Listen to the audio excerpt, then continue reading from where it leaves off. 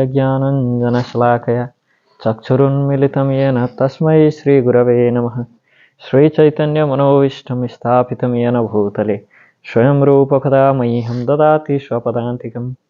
वन्देऽहं श्रीगुरो श्रीयुतपदकमलं श्रीगुरून् वैष्णवांश्च श्रीरूपं साग्रजातं सहगणरघुनाथान्वितां तं सजीवं साद्वैतं सावधूतं परिजनसहितं कृष्णचैतन्यदेवं श्रीराधा कृष्णपादान् सहगणललिता श्रीविशाखान्वितांश्च। नमो विष्णुपादाय कृष्णपृष्ठाय भूतले श्रीमते भक्तिवेदांत स्वामिनीति नामिने। नमस्ते सरस्वती देवे गौरवाणी प्रचारिणे निर्विशेष शून्यवादी पाश्चात्य देशतारिणे। नमो विष्णुपादाय कृष्णपृष्ठाय भूतले श्रीमते भक्तिसिद्धान्त सरस्वती इति नामिने। श्रीवार्षभानवी देवी दयिताय कृपाब्धये कृष्णसम्बन्धविज्ञानदायिने प्रभवे नमः। माधुर्योज्ज्वलप्रेमाढ्य श्रीरूपानुगभक्तिदः श्रीगौरकरुणाशक्तिविग्रहाय नमोऽस्तुते। नमस्ते गौरवाणी श्रीमूर्तये दीनतारिणे रूपानुगविरुद्धाप सिद्धान्तध्वन्तहारिणे। नमो गौरकिशोराय साक्षात् वैराग्यमूर्तये विप्रलम्बरशाम्बोधे पादाम्बुजायते नमः। नमो भक्तिविनोदाय सच्चिदानन्दनामिने गौरशक्तिस्वरूपाय रूपानुगवरायते। गौराविर्भावभूमिस्त्वं निर्दिष्टा सजनप्रिया वैष्णव सार्वभौम श्रीजगन्नाथाय ते नमः। वाञ्छाकल्पतरुभ्यश्च कृपा सिन्धुभ्य एव च पतितानां पावनेभ्यो वैष्णवेभ्यो नमो नमः। नमो महावदन्याय कृष्णप्रेमप्रदायते कृष्णाय कृष्णचैतन्य नामिने गौरतुषे नमः। नित्यानन्दमहं वन्दे कर्णेलम्बितकुण्डलं चैतन्याग्राजरूपेण पवित्रीकृतभूतलम् नीलाचलनिवासाय नित्याय परमात्मने बलभद्रसुभद्राभ्यां जगन्नाथाय ते नमः। उग्रं वीरं महाविष्णुं ज्वालान्तं सर्वतोमुखं नृसिंहं भीषणं भद्रं मृत्युर्मृत्युं नमाम्यहम्। पञ्चतत्त्वात्मकं कृष्णं भक्तरूपस्वरूपकं भक्तावतारभक्ताख्यं नमामि भक्तशक्तिकम्। हे कृष्ण करुणा सिन्धु दीनबन्धु जगत्पते गोपेश गोपिका कान्त राधा कान्त नमोऽस्तुते। जयतां सुरतौ पङ्गुर्मम मन्दमतेर्गति मत्सर्वस्वपदाम्भोजौ राधा मदनमोहनो दिव्यवृन्दारण्यकल्पद्रुमाध श्रीमद्रत्नगार्ह सिंहासनस्थौ श्रीमद्राधाश्रीलगोविन्ददेवौ पृष्ठालिविषेभ्य मनौ स्मरामि। श्रीमान् रासरसारम्भि वंशिवटतटस्थित कर्षणवेणुर्ष्वनैर्गोपी गोपीनाथ श्रियस्तु नः। तप्तकाञ्चन गौराङ्गी राधे वृन्दावनेश्वरी वृषभानुसुते देवी प्रणमामि हरिप्रिये। जय श्री कृष्ण चैतन्य प्रभु नित्यानंद श्री अद्वैत गदाधर श्रीवासादि गौर भक्तवृंद। हरे Krishna Krishna Krishna Hare Hare Hare Ram Ram Ram Hare Hare. Hare Krishna. So, just now Maharaj ji told about the importance of sadhu sangha. How is it important to be in association of Santa, in association of Sadhu. Actually, everywhere in Srimad Bhagavatam, in Vishnu Purana, actually, in all Purana, Upapurana, and Mahabharata, Ramayana, we can see that those who actually got perfection in their life is by the mercy of Sadhu. Anyone who came in touch of, came association of Sadhu, they immediately get liberated. They will getting liberated, getting mukti, maybe nirvana mukti, maybe getting shalokya, sayuja, etc. This mukti, it's just they will get like that, No need to even put any effort to get that, to attain that. If sadhu, they want to give it. Actually, by the association of sadhu, a person can get the highest perfection of life. Krishna Prem they can get. They can get the anugatya of Srimati Radhika, Sri Radharani. If sadhu are pleased with somebody, they actually get Krishna Prem.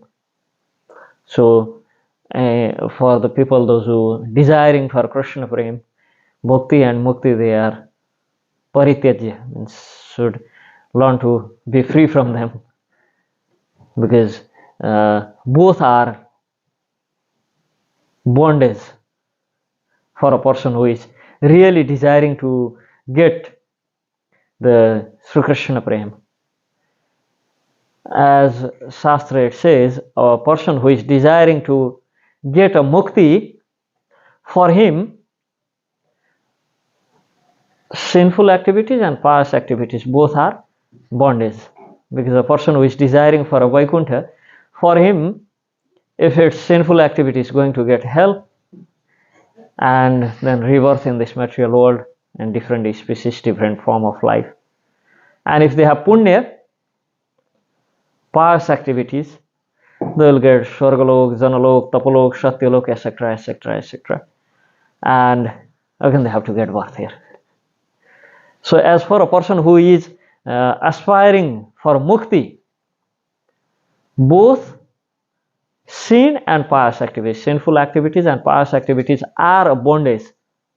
Similarly, for a person who is aspiring to get Krishna Prema in a life, for them bhakti and mukti means material enjoyment and enjoyment or a desire of getting mukti, Salokya, Sarupya, Sayujya, etc. Both are actually bondage. They are going to be obstacle in the path of getting Sri Krishna Prem. So if sadhu, if we get association of sadhu, if we get sadhu sangha, then the sadhu, they are able to give that Krishna Prem. As in scriptures, this example given, it says that this touchstone, we call parasmani, touchstone translated in English. By touching with stone or iron, we can transfer it into gold. Touchstone, okay. That's called parasmani. So that parasmani is this as quality that if it touches a stone or a piece of iron, it can turn that stone or iron into gold.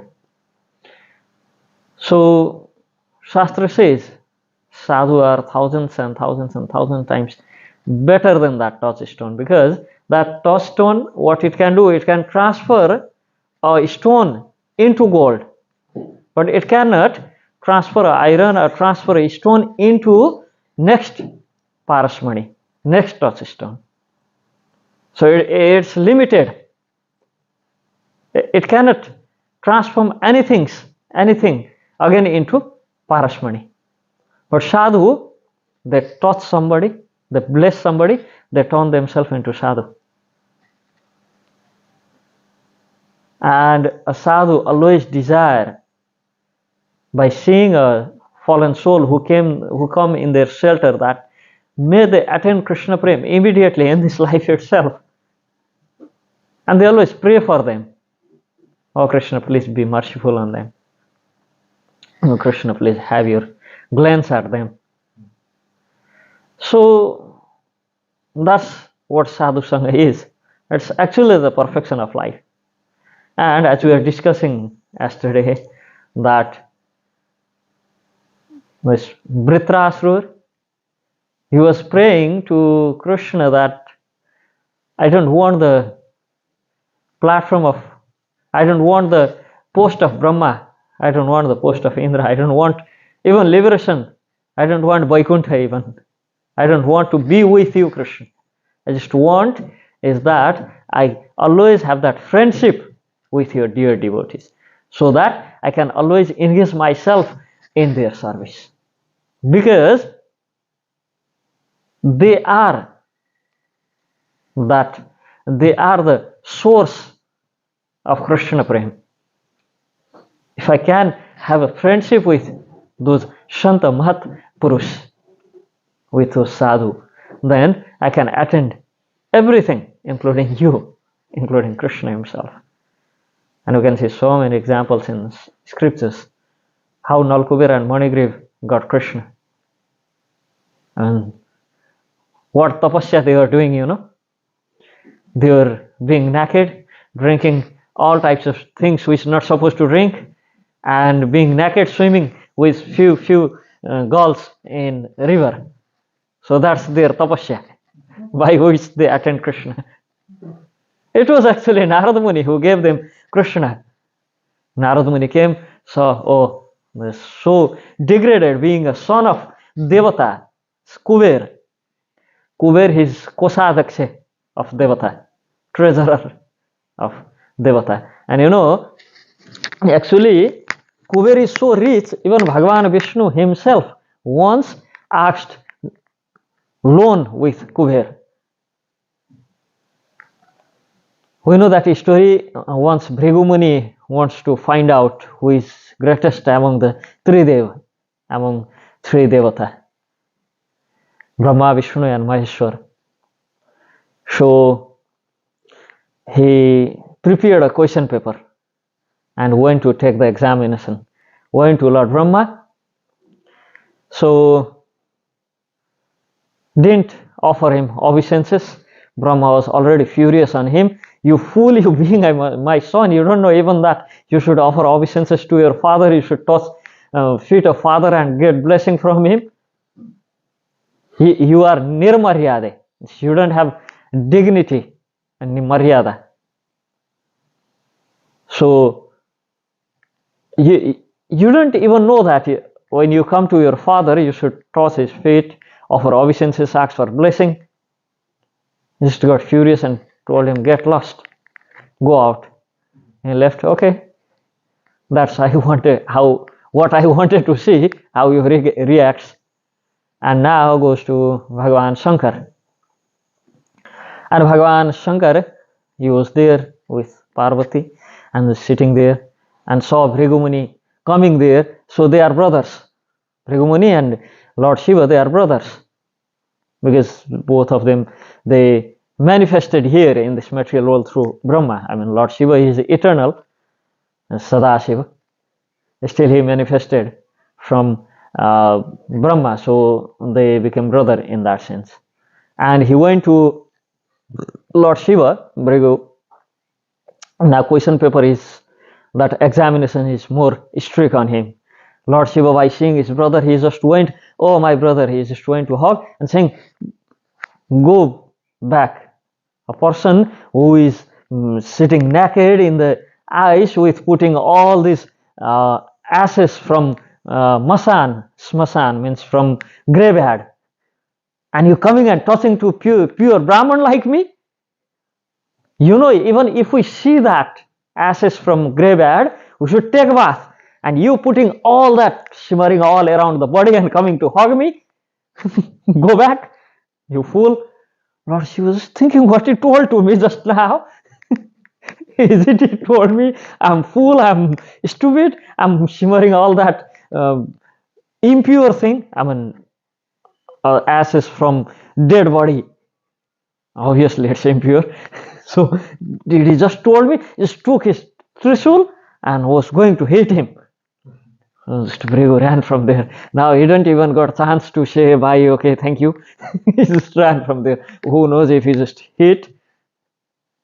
So after that, it's a story from Srimad Bhagavatam. So after that, he went to Lord Vishnu and he went to Bhagavan Vishnu, and now his examination is more tough. See, we can see that first examination was a bit easier. It's just not offering obeisances. Second was quite a bit tough than first one. Second examination was, it was verbally abusing Lord Shiva. And Lord Shiva, he is always peaceful. But the Rudra form of Lord Shiva, he took it from breaking the head of Brahma actually. So that form, it's called Rudra. Rudra means Rudra means which is very in mood of anger, and Rudra generally we call it which is fearful, fearsome. By seeing which form we got that fear. So that's basically his form, and that guna, that nature he took as a service. So question on that examination was a bit tough, verbally abusing Lord Shiva. So he just almost hit with Trishul, and now this final examination. And final examination with Bhagavan Vishnu, he just went inside and kicked him in the chest. Wow. And Bhagavan Vishnu, instead of just getting his Sudarshan Chakra and chopping his head off, he says, well, maybe you got pain in your lotus feet by hitting in my chest, it's so hard, like a stone. Maybe you got pain in your feet, and he's massaging his feet, and he was thinking, what's going on? I came to kick him, I just kicked him in his chest. He's supposed to chase me away with Sudarshan Chakra already. No, but he's just, oh, Bhrigu, maybe you got pain in your feet, let me massage your feet. But that time, Lakshmi immediately cursed all Brahmana actually. May they become Daridra, because they're kicking my husband in the chest, in the place where I reside. And Lakshmi is in Bhaksha of Bhagavan Vishnu. And by seeing that how her husband acts, instead of chasing him away, chastising him, he's saying maybe you have some pain in your feet, he's massaging them. She left Vaikuntha. I'm not going to, who is going to stay with a person who is massaging the feet of offender, instead of chasing him, instead of chastising him. She left Vaikuntha, and now Bhagavan Vishnu, oh my God, pleasing this Brahman wife left. Says, no more with me. So when Lakshmi left Vaikuntha, there was no more Aishwarya. So Bhagavan Vishnu came in search of Lakshmiji. He reached Tirumala hills and saw, oh, actually Lakshmiji is there as a daughter of one Pandit from Tirumala hills. So he went and asked the hand of Lakshmi. As a normal, he got a form of human form, and he went and asked, because he cannot just go with everything as a Vishnu and tell, says, my Lakshmi, give me back. Maybe people will just leave dog behind him, It's acting some natakar, some person who ran away from drama. So he went and asked, and they told, okay, arrange for marriage ceremony. And now he needed money for that, from where he's supposed to get, because Lakshmi is not with him. And he is Aishwaryasali. He has all that opulence because Lakshmi is with him. So now Lakshmi is not with him. He went to Kuber and asked loan. Oh, please give me some money I need to get married.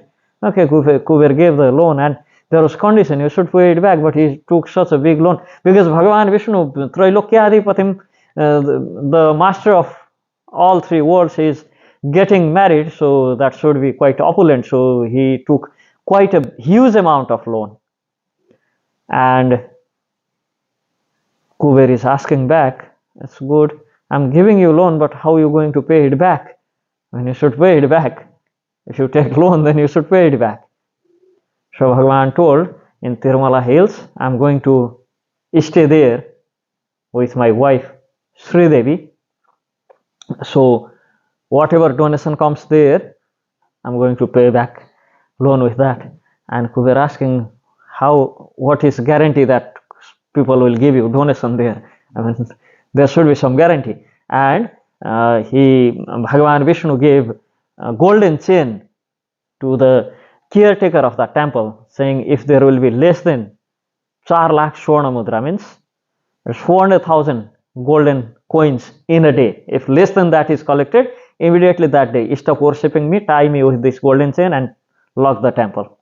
And since then till now, it's equivalent to the 400,000 golden coin, equivalent to that much donation is every day being collected there. And by that, they paying loan of Kuber, maybe already that Kuber's loan is paid off. Still they are collecting that's being collected, and they are actually nowadays giving loan to governments. Yeah, they're giving loan to government.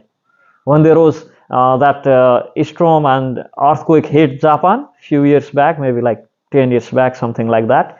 That time Japan was asking loan, and Tirupati Mandir actually they offered loan. Something happened and there was constitutional barrier, so they could not send money outside of India as a loan to any country. But actually Tirupati Mandir, Tirumala Mandir, they offered loan to the biggest economy of the world. To Japan they were offering loan. So how much property they have? Okay, so that's basically, even Bhagavan Vishnu himself was asking loan with Kuberji, and his sons, how they were just okay, completely drunk and bathing in the rivers naked. Narad Muni saw that if sons of Devata are like this, then what ordinary people will learn from them? Because whatever the this leaders does, ordinary person follow that. And now they are leaders because they are son of Kubera. So Narad Muni thought, maybe I should bless them. He went there, and by seeing Narad Muni approaching that side, all those girls, they were taking bath with Nalkuber and Manigriv. They came out and they are calling them, but they're looking towards Narada, or some Babaji going, who cares, you know. So they didn't even care to come out from the river and put clothes. So Narad Muni went there, okay, and cursed them. It says cursing them, but I say bless them. Told, oh, so you want to be naked there and be naked and go around, so may you become tree, because trees, they don't need to put any clothes. You mean naked? You mean naked? Yeah. The naked means exhausted. I mean, it's not putting clothes. Yeah, that's naked. Okay. And whatever, they were not putting clothes. I thought he was exhausted. And Narad Muni told, so you don't need to put any clothes. That means you become tree, because trees, they never put clothes. So may you become the tree. Immediately they fell in the feet of Narad and told, please forgive us. Narad Muni just told, okay, Bhagavan Krishna himself will come and touch you, give you darshan, and free you from, not only from my curse, but from all material bondage. You will no more be affected by this illusory energy of Krishna, because he himself will come and free you. So that was the tapasya they did. There's no tapasya, no sadhana, nothing. It was just the mercy of sadhu. That's the kripa of sadhu. And that how long that association of sadhu was? Maybe for a few minutes. How long does it take to first tell you become a tree and tell you that may Krishna come and free you from everything? How much time does it take? Few minutes. Okay, maybe half hour. So that was all they did, sadhu sangha even. So because of that sadhu sangha, they actually got freed from everything, and they are eternally worshipping Bhagavan Damodar and Damodar Kund, from where Saligram Bhagavan actually comes to Gandaki. That's the source of Gandaki, and that's source of Saligram Shila. So Bhagavan gave them, Bhagavan Sri Krishna gave them his own abode, because it was the words of some sadhu that Krishna will give you freedom from even from this material world. You will get free from even this material world. So that's sadhu sangha. And we can see not only Nalkubar and Madigri, we can see all those demons whoever came, whoever were sent by Kamsa to Krishna, they were all there because they had sadhu sangha somehow or other. Like Lomas, this Utkas got chance to do sadhu sangha with Lomas, so he came as a Sakata. Like that, so many incidents. Even Ramayana, Valmiki wrote Ramayana, he was Ratnakar, and he was well-known dacoit of those days. I mean, people were afraid to walk that way where his house was. He was that famous as a dacoit, and by the association of Narad Muni, he became Mahakavi and he wrote Ramayana. It's not that Ramayana was written after Bhagavan Ramchandra did all the Leela. It was first Valmiki wrote the Ramayana and Bhagavan Ramchandra did as what he wrote there. First Ramayana was composed and Bhagavan Ramchandra did Leela according to that. So first script was already ready by Valmiki and Bhagavan Ramchandra came and acted according to that. I mean, whatever he wrote was fulfilled. Even Bhagavan himself was acting what he told to act. First Ramayana was written, then Bhagavan Ramchandra came and did his Leela. That was the power of Sadhu Sangha, and obviously Harinam, Srinam, because he was given Srinam by Narad Muni, and how sinful he was, he could not even chant Ramanam. He could not even say Ram, Ram, Ram. He could not even say that because he accumulated so much sin that he could not properly utter the name of Sri Ramachandra. So Narad Muni gave him name in opposite form, saying Mara, Mara, Mara, Mara, Mara, Mara, Mara, Mara. And for thousands of years he was saying Mara, Mara, Mara, Mara. He became Rama, Rama, Rama, Rama, Rama, Rama, Rama. So that's how, by the mercy of Sadhu, a person became Sadhu, such an elevated Sadhu that whatever he spoke or whatever he wrote, whatever he thought about, even Bhagavan have to do according to that. No, Valmiki first he made Ramayana.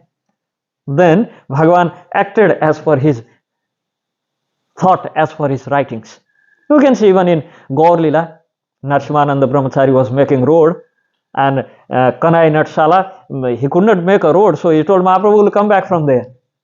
And Mahaprabhu actually came back from there. Nobody believed what Narsimananda Brahmachari told. Mahaprabhu already left for Vrindavan, and he's saying no, he will come back from Kanai Natshala. And they asked why? He's saying because I could not make road from there. He was just sitting there meditating and making road for Mahaprabhu. He was putting this rose flowers on the road and making beautiful road, because those days they were not like this black piece road. So he was making good road so that Mahaprabhu can reach up to Vrindavan, and he was sitting there and just meditating, making road. He cannot make road after that Kanai Natshala. Then he told Mahaprabhu will come back from there. You won't go Vrindavan this time.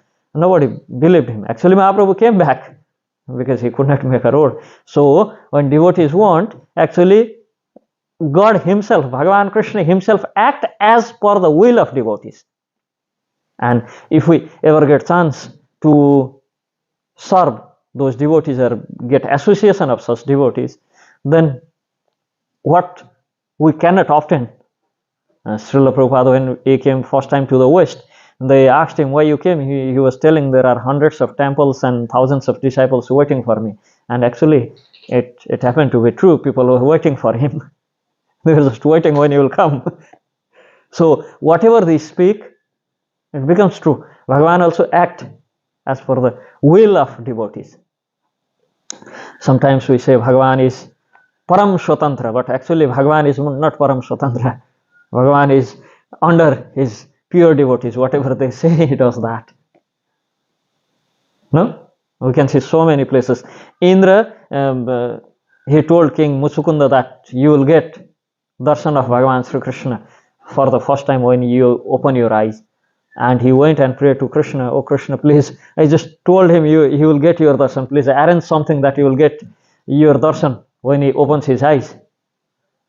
And Krishna fulfilled the desire of Indra. Narada Muni told to Nalkuvera and Manigrave, Krishna will free from everything. Krishna will free you from my curse. And Krishna came and free from his curse. Lomas told to Utkas that one day when Krishna will come, then he will free you from. Actually, you will get the sparsha, the touch of his lotus feet, which the yogis who are doing tapasya for thousands and thousands of years, those yogis, they desire for that lotus feet, and you will get it just like that. He told, you will get it. Krishna will come and touch you someday. So you are just waiting when Krishna will come and touch me, because Lomas Rishi told, so it should be true. He was waiting in that sakat, in that gada. What is gada? But on which we put things, bullock cart. Yeah, bullock cart. He was waiting on that bullock cart when Krishna will come and touch me. So when Krishna was around 3 months, he just touched him, and he just got freed from material bondage. He already attained Krishna. So whatever spoken by pure devotees, whatever they speak, whatever they told, whomever they want to have the darshan of Krishna, they just got it. They got it. So sadhu sang is essence of life. By the sadhu sang and by sang of Srinam Prabhu, being in association of Srinam Prabhu, means always chanting the name of Sri Krishna and trying to serve his devotees. There is nothing unattainable. There is nothing which cannot be achieved by associating with devotees. Almost whole of Bhagavatam filled with so many stories of those who attained Sri Krishna, and all of them, they attained just because they had some association with devotees. Prahlad Maharaj, he associated with Narada Muni when he was in womb of mother. Dhruv Maharaj, he got mercy of Narada Muni just for a few minutes when he went towards jungle. So any story we pick from Srimad Bhagavatam or from Vishnu Purana, Padma Purana, Skanda Purana, any stories we pick it from there, then we go and look further into it. It's because by the mercy of some sadhu. It's just because by mercy of some sadhu. There's no other option that easily somebody can get. Else, say Hiranyakashipu did tapasya. Who else could do tapasya what Hiranyakashipu did? I mean, his tapasya was, first thing, he was in that Himalaya where it's already difficult to breathe. We're going through Kedarnath, Badrinath, Gangotri, Yamunotri, and Damodar Kunda. Next year we are planning to go Kailash, Mansarovar. People cannot reach there, they're having problem with breathing, this, that. They're putting like 5 clothes and 1 jacket, and out of that again some wind cheater, so wind doesn't hit. And then they go there, and still they could not breathe. They have to go on the horse, this, that, so many things. And still they cannot reach up to there. Even Muktinath. Just people reaching on the down, maybe like now they have to climb few hundred staircase, this few hundred steps. They cannot climb up to that, and they just offer their obeisances in the road and come back. And that Hiranyakashipu in the top of some mountain with all snow covered. He was there just putting copin only and standing on the toe of his left feet. Standing on the left feet is already difficult, and he was just standing on the toe of the left feet and putting hand like this, closing his eyes, half closed eyes, not completely closed. And that's quite difficult to have like this half closed eyes every time, you know, whether it opens or it closes. It's difficult to have half closed eyes. And in that position, he was doing tapasya not for 1 day, 2 days, maybe 1 hour, 5 hours, 1 week, 1 month, few years, few thousand years. He did tapasya in that position. And what he attained? Nothing. Nothing. I mean, what he desired was to not to die, and he died. So that means he attained nothing. You know, all that tapasya was for being freed from birth and death. I mean, death. He tried to get freed from death, but he had to die. That means doing all those things, he got nothing. And his son was in the womb, and maybe like few slok Narada Muni told to his mother, and he got everything. What he got? He made Bhagavan swim to, he made Bhagavan compelled to come from that dead pillar, you know. He told her, my Krishna is there, my Bhagavan is there, my Narayan is there. And he came from that pillar. So see, just few minutes of doing sadhu sangha was incomparable to his tapasya for thousands of years. It cannot be compared. I mean, his son who did tapasya, who did association of sadhu, and it's not that willingly he went and told, oh Narada Muni, please bless me. Not in that way. He was in the womb, and his mother was there sitting, and Narada Muni was giving instruction. He didn't have a place to run away, so he was listening there. I mean, else the kids like that would run away, no? If somebody is giving lecture there, what kids will do? Do you think they sit there and listen? It's like, it should be Madhvacharya, Ramanujacharya to listen. Else kids will run away. Just go and make sound. Even if they sit here, they'll make such a noise that we should give them some chocolates and tell them to go out, go and play there. That's basically what kids does. Make sound, play here, run here and there, throw things, just take it, throw there, throw there. I know that because we have few kids with us, and I'm taking care of kids like already since 14, 15 years. So I know how they behave. Even to put them in the class, it's already quite a tapasya. And Narada Muni, he was in the womb, so he cannot run away or make noise or throw some things. So he was just there and listening. And because he listened that, he got sadhu sangha when he was in the womb of mother. He got that prema bhakti in his heart, that just because he told my Bhagavan, he is in pillar also. Bhagavan Narasimhadev came from pillar. And all the tapasya of Hiranyakashipu was destroyed by the words of a kid who told my Bhagavan is there. That thousands of years of tapasya was just destroyed by a 5-year-old kid.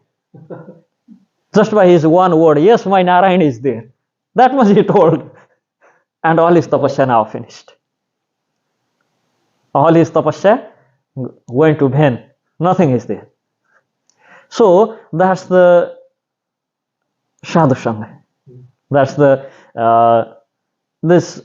basically what I'm trying to say is this: nothing that there's nothing in the world that cannot be achieved when we have blessings of sadhus. When that sadhu really become merciful on us and he just blesses us, then there's nothing in this world that cannot be achieved. What to say about this world? There is nothing even in Vaikuntha, even in Golok Vrindavan, that cannot be achieved if sadhu they get pleased with us. Because of that Vritrasur was asking, may I always get the association of your dear devotees? I don't need anything else in this world. I just want only a thing I desire, only a thing I want is to be in association of your devotees, to be able to serve them. So once we are in that sadhu sangha, then our life just transforms like that. But this one condition, we should really be serious when sadhu they giving their mercy to us. We should not take it as a granted, sadhu baba don't have anything to do, so he's just going around and giving association zabardasti, by force. Generally we have seen that people, it's human tendency nowadays, we take that association of sadhu so cheap and so granted. Anyway, yeah, he was there and he was just talking about something, we should chant Harinam, something like that. Yeah, next year you'll come anyway, what's the problem with that? Let him come next year, maybe we should be more serious that time. I mean, it's nowadays tendency that not to be serious. So although sadhu, they try to bless us with that param tattva, with that success of human life, with that aim of human life. Sadhu, they want to bless us with that Krishna prem, but we are not taking it. It's that to beget a children, both husband and wife, both of them, they should have that potency.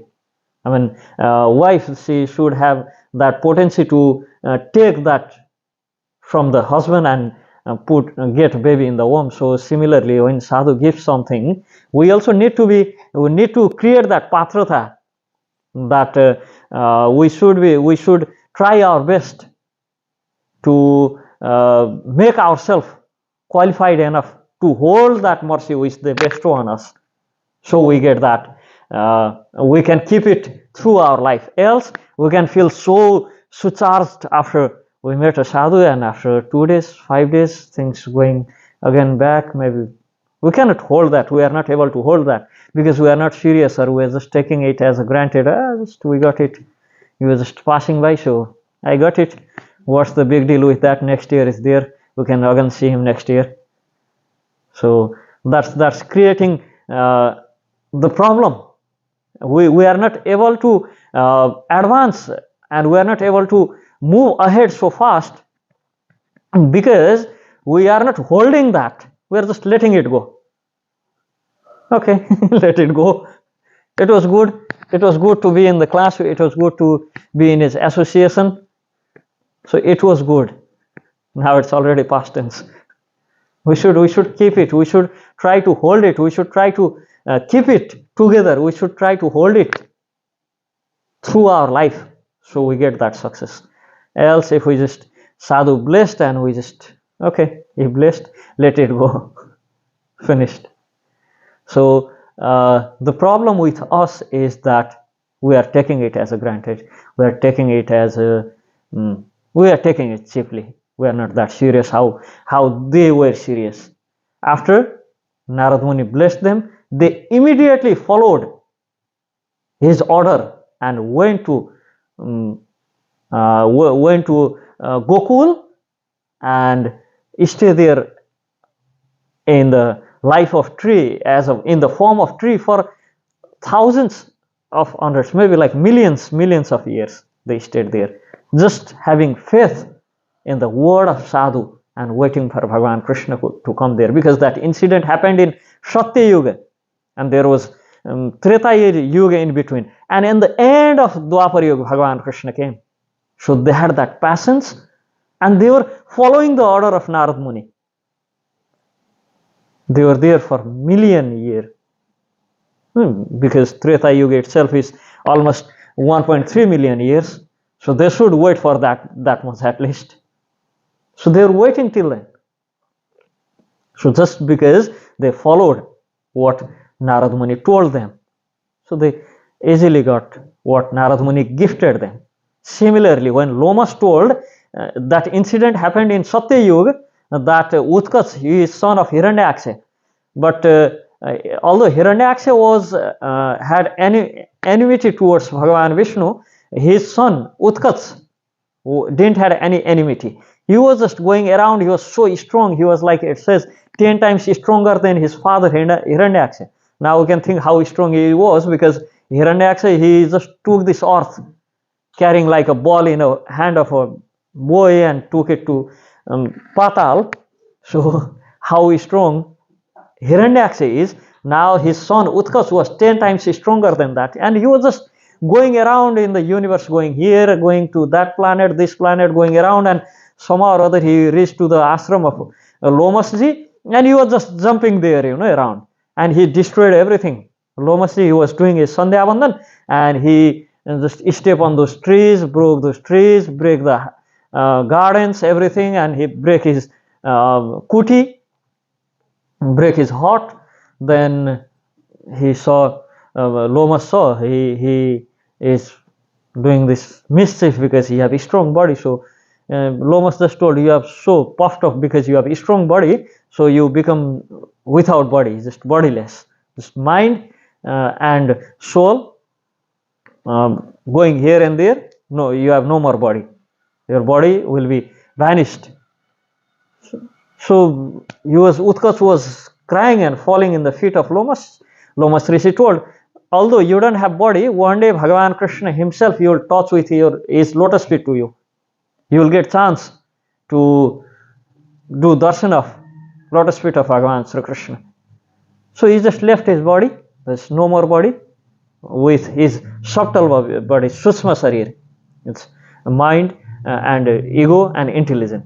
So covered with these 3 layers, he went and stayed in that bullock cart. So when Krishna came, he blessed him, and he also waited for millions years for that. It's not that he just got it like that, because he followed the orders of sadhu, because he was able to get that. And now the thing, how we are, although we got association of such an elevated soul, they blessed us, still we are roaming around and thinking about how to sustain in this material world. So, and we are fighting with our body to complete our rounds, maybe to follow the order of our spiritual masters. So that's because we are not really able to take it that seriously how they took.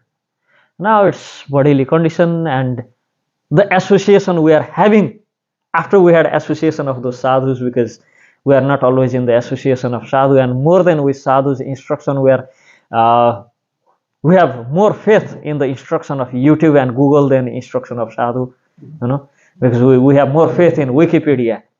In Wikipedia it says like this, than in the words of sadhu. We have more faith in Google than in sadhus. So basically we are not able to get what we're supposed to get. Nowadays, even sometimes I've seen some sadhus say something in the class, and their own disciple going on the side and confirming it with Google, what is written there. So now when we have like that tendency, how are we supposed to get that mercy? I mean, we are over smart than sadhu themselves. We check them if they are correct or not. So basically that is pulling us behind. We are not able to really get that thing which we are supposed to get. We are not able to get Krishna Prem. I mean, by the association of sadhu, we are already supposed to be elevated, and but we are not, because we are just letting it go. We are taking it as granted, and we have such an association in this world already. Environment is such degrading in this world that we cannot keep things together. We cannot even hold things together already, because of our eating habits, because of our association, because of our lifestyle, or because of the eating habits and lifestyles of the people whom we are working with, whom we are associating with. We have seen this most of the time. I haven't traveled much in the West, but at least in Asian countries, we can see nowadays that families are falling apart, because before we used to have a system of culture of joint family. Now families are falling apart. Even in the circle of devotees, there is so much fight between congregations, because all of them, they're working in different places, and they have different ideas they are bringing from them, and they have different sort of association and their eating habits, their lifestyles. So that's creating a samskara, because once we get initiated, all our previous samskara should eradicate, they should erase, and now it's dvija we are, means we initiated means now it's second birth. So in our second birth now we supposed to be new person without any previous samskara, but still we have all those horns and tails which are poking other fellow devotees. So how that happens is because of our association and our lifestyle, and we are not following exactly what scripture says, we are not following the varnashram system, we are not following the regulated lifestyle as shastra says. So everything's this outcome of that which is unfavorable to our devotional life. So we should try our best to be together, to be in group, means to be together. That's why Prabhupada used to emphasize so much on varnashram system. We need to establish the varnashram system. Prabhupada told somewhere that my half work is done. So now half work I leave for you. So that half work supposed to be building and forming varnashram system and having farm communities and varnashram system established and having cows, doing farming. But I don't know what half work we understood.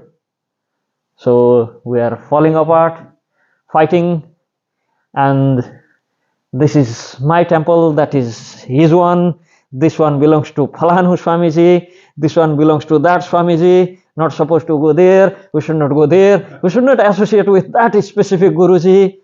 You know, what we understood and how we took it.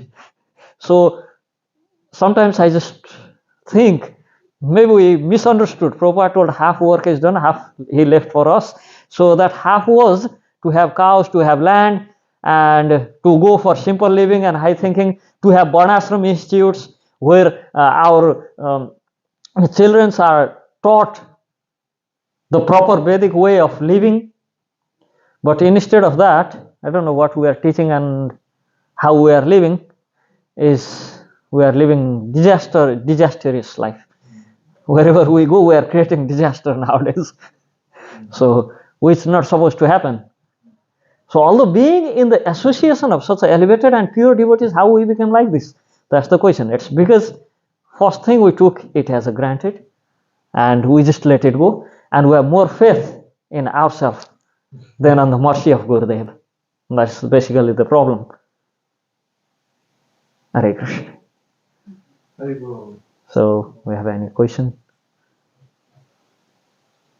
Okay, Mataji. Yeah, well, I used to go to ISKCON, like I joined up in ISKCON, they have a farm here, and what we found was that nobody wanted to do farm work. That was the problem. That's why all the devotees, now the farm work's getting done by backpackers and volunteers who need a visa.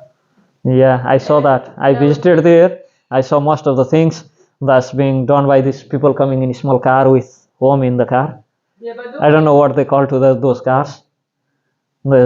So the golf cars. Yeah. So that should be a job being done by devotees, because see, that's the problem. We don't want to follow the Vedic life. Instead, we want to follow Asuric life. You know. Yeah, that is a big problem. Yeah. And also the devotee that wanted a devotee life, like Gopinath Acharya, he was looking after the cows, living very simply. He was banned. He couldn't go to the farm because he was telling the management's doing wrong. We need everything done simply like this.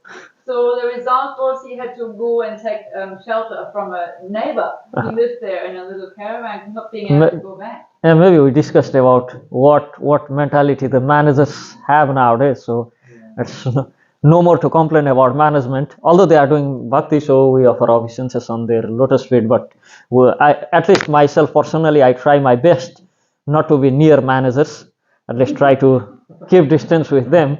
So I just offer my obeisances from far, and thank you for taking that job, taking that service, but I prefer not to be near to them, because generally managers and managements are okay, it's not 100% it's not for everyone, but maybe 99% of managers, they are in complete tamagun and rajagun, so that creates so much disturbances.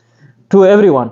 It's not I'm saying that I'm already in Nirgunatmik Bhakti, but I'm also in that position. So when both tamasic people meet, they have only one thing to do, is to fight, is to quarrel. So I try to escape that fights. For that I don't want to be near managers.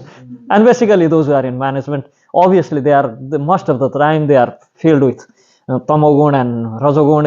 If not tamogun, rajogun for sure. That what make them manager. So they are not leaders, they are managers. There's difference between leaders and managers. So we need leaders to be born. Yes, and that's what Prabhupada wanted. He didn't want managers in our system. He wanted leaders, but we misunderstood the managers with leaders. First thing, we understood managers with leaders, and second thing, we misunderstood that we need to have farm, means we need to do farm. It's not that we get laborers and had a farm and we sit on the chair and eat. That was not his idea. Yeah, well, one devotee from America, he donated his house, and he wanted to live very simply. So the management, they bought his house and they lived very opulently in his house, and he was plowing the fields with his wife. He came with 3 young children. That's the history. Yeah. And I'm also guilty of it. I'm so addicted to this lifestyle. To me, it's like there was a world war. I could do that sort of work. But I think it's the individual, I'm talking about myself, the comfort of the car, that whole way of life. And next thing I saw in Australia, there's more cars than human beings, and I cannot see any person walking around. We went to the beach with, I hardly saw maybe 10 people there, and I was thinking about Jagannath Puri, In Jagannath Puri, we go that time to the beach, we hardly have even place to put our feet there. It's so packed. And I was just thinking what people are doing, where all people are. So it's not only the problem within us, it's problem of system also. It's problem with system also. So because of that, I was sharing with some devotees that if we want to practice Varnashram, then that Varnashram Institute should be established in Nepal and India. Or more specifically, I say it should be established in Nepal, and it should be model, because till now we can do that in Nepal. Already India now it's much more influence with Western society. In Nepal, except Kathmandu, still other places are. We can try that. We can try to do that, and we're trying our best, remaining what we can do. And we also have our own conditions and limitations, and problems with dealing people, and I'm good at quarreling and fighting with people, so it's not that easy for me also to do, but we're trying our best. Yeah.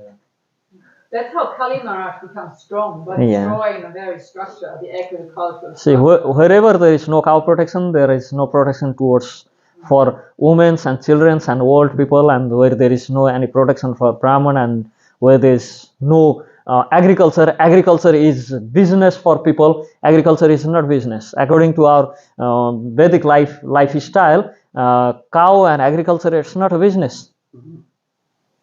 It's our lifestyle. There's a difference between business and lifestyle. In business, there's no sin in lying to make profit. In business, there is people try to make as much profit as they can. But for cows and for farming, we cannot think about making more and more profit. The day these people in the earth figure out that cow protection could be a dairy industry, from that day, we actually degraded so much. Now it's like we made it into industry. Cow is service. It's called Gau Seva. It's not Gau Vadijya. So there's difference. But industry, we transform it into industry. To the Gau Seva, we made Gau Vadijya. To cow Seva, cow service, we made into dairy industry. So that was the greatest misfortune for the people in the earth. Not only people, all creatures. That's why we are getting so many natural calamities, and people are getting manda sumanda mataya manda bhagya upadruta. Their mind is degrading, their life is getting shortened, they are having so many health issues. It's everything because we transformed that Gau Seva into industry, into making profits, nothing more than that. But the benefit, even see, if we are doing service to cow, if we are doing cow seva, Gau Seva, and then getting milk from her, that's going to heal us, not that dairy cow, not that one. Because we're taking everything, even from calf, you know what he's supposed to get, even not giving to him, say, sending them to butcher's house, what they call, slaughterhouse. Is veganism the answer? So many devotees. Oh, veganism is next way of not protecting the cows, killing cows and feeding to dogs. That's only the point they have. I mean, vegan means dog lovers. We are cow lovers. Yeah. So there's difference. Yeah, it's a laziness, isn't Yeah, it? It's easy yeah. to drink soy. Yeah. And I'm a good person. 'cause I And see, we have nothing to do with this worldly concept of being nice. We follow what Vedic literature says, and we don't care what world thinks about that. If whole world thinks drinking milk is bad, still I don't leave drinking milk. I offer to Krishna and I drink milk. Whoever says whatever, I don't care. Because my Lord, Bhagavan Krishna, my Adipati, my Swami, he drinks milk. So I take his prasad. It doesn't matter. Okay, Hare Krishna. Thank you.